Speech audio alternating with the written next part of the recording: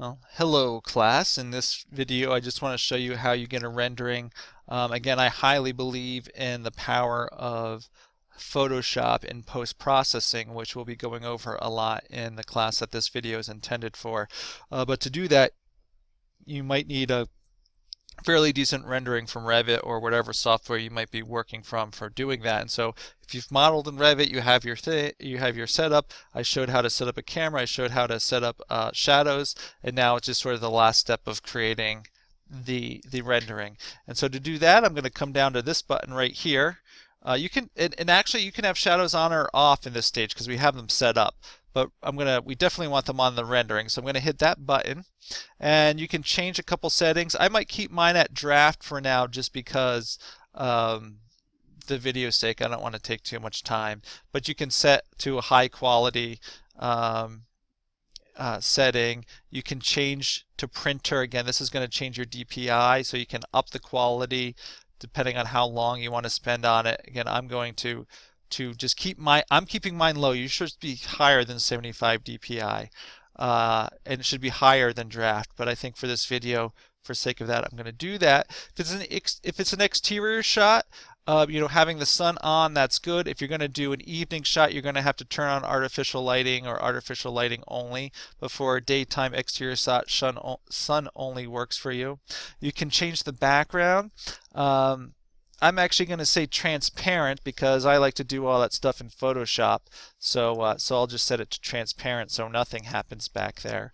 And then in session lighting, this is exactly, if I were to pull this up, it's exactly what I showed in the previous video here, which is just showing the time of day and all that stuff. But that's why I have it preset up. It sort of loads in, and I know the shadows are going to work in there. So once you have all these settings set up, then you can just hit render, and hopefully this won't take too long because I kept my settings low. And here we go, it's at 15%. I might just, even with this quick rendering, you can see it is going to take time, so make sure if you're doing this for an assignment with a due date, you don't wait till the last second, because remember, this is the low quality one, and you're going to want a high quality one.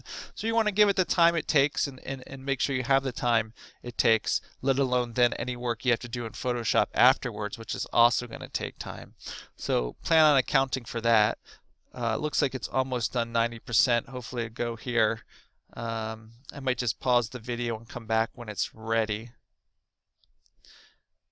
Alright, I'm back. It's rendered. You can see I did it at a very low quality, and that's definitely showing up in here. This checkerboard pattern in the background, that's just the symbol for transparency, so I'm not worried about that. That I would put in a sky in Photoshop and whatnot. We see some lighting qualities. It's a little hard to see with the low quality rendering. Of course, there's a person here from the Revit model I had. I would also tend to do that in Photoshop personally. But there you have the rendering. If you need to, especially in evening shots, you might want to adjust the exposure level. I think the exposure of this is fine, so I don't need to make any settings, but this will help you brighten the image or not even before you get to Photoshop. That can be helpful.